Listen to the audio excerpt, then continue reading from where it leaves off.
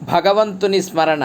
పూర్వం ఒకానొక రాజ్యమును ఒక రాజు పాలించుచుండెను. ఆ రాజు నిరంతరము భోగవిలాసములందే కాలము గడుపుచూ పరమార్థిక వాసన లేశమైనను లేకయుండెను.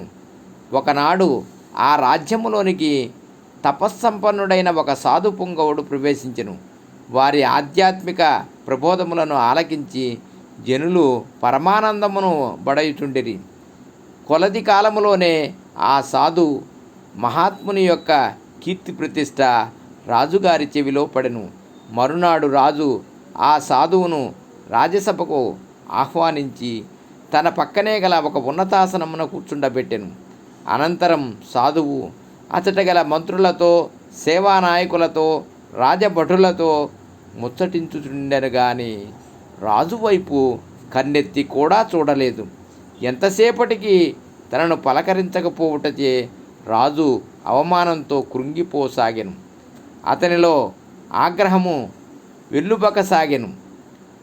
మరుక్షణమున రాజు కోపావేశముతో ఇట్లు పలికెను: ఓ సాధు, సభకు ఆహ్వానించి గౌరవించినప్పటికీ మీరు నన్ను కనీసం పలకరించక, నా వైపు చూడక ఇతరులతోనే సంభాషించుతున్నారు, నన్నే అవమానపరుచుతున్నారు.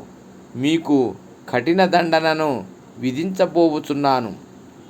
రాజు యొక్క ఆగ్రహపూరిత వచనములను విని సాధువు శాంతముగా ప్రేమతో ఇట్లు ప్రత్యుత్తరమిచ్చెను: రాజా, కొంత సమయము వరకు మిమ్ములను నేను పట్టించుకొనక నిర్లక్ష్యం చేసినందులకే నాకు కఠిన శిక్షను ఆదేశింపబోచున్నారు. కానీ మీరు జీవితకాలమంతయు ప్రాపంచిక విషయ భోగములందే సమయమంతయు వృధా చేయుచు భగవంతుని ఒక్క క్షణమైనను స్మరింపక చింతింపకయున్నారే. అట్టి మీకు ఆ రారాజు సర్వేశ్వరుడు ఎంతటి శిక్షను విధించునో ఆలోచించితిరా. సాధువు యొక్క వాక్కులను విని రాజు తన తప్పిదమును గ్రహించి సాధువును క్షమార్పణ కోరుకునెను. శేష జీవితమును ఆధ్యాత్మికమయముగా వనర్చుకొని రాజు దైవ ధ్యానపరాయణుడై సాధు సజ్జనులను ఆదరించుచు నిరహంభావమును అలవర్చుకొని దైవ కృప వలన ఆత్మానుభూతిని బడసి సార్థక జన్ముడయ్యాను.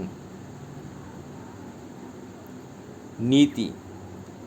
లౌకిక విషయ సంపాదనమే మానవుని చరమ లక్ష్యము కాదు.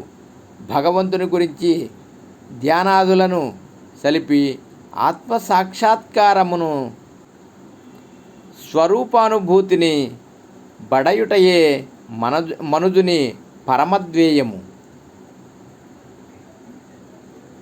లక్ష్య సాధనకై జనులు ప్రాపంచిక భోగ వాసనలను నిర్మూలించుకొని ఇంద్రియ నిగ్రహమును, మనోజయమును సంపాదించి త్రికాలముల యందును సత్యమగు ఆత్మను సాక్షాత్కరింపచేసుకొని ధన్యజీవులు కావలసి ఉన్నారు. దంభము, దర్పము ధరికి చేర్చరాదు. తాను గొప్పవాడనని తలచి ఇతరులను చులకనగా చూడరాదు. భగవంతునిపై అచంచల విశ్వాసముంచి పవిత్ర జీవితమును గడుపుతూ సమస్త ప్రాణికోటి ఎడల దయ, ప్రేమ కలిగి ఉండవలెను. సర్వం శ్రీకృష్ణార్పణమస్తు. సర్వే జనా సుఖినో భవంతు. లోకా సమస్త సుఖినో భవంతు. శుభం భూయాత్.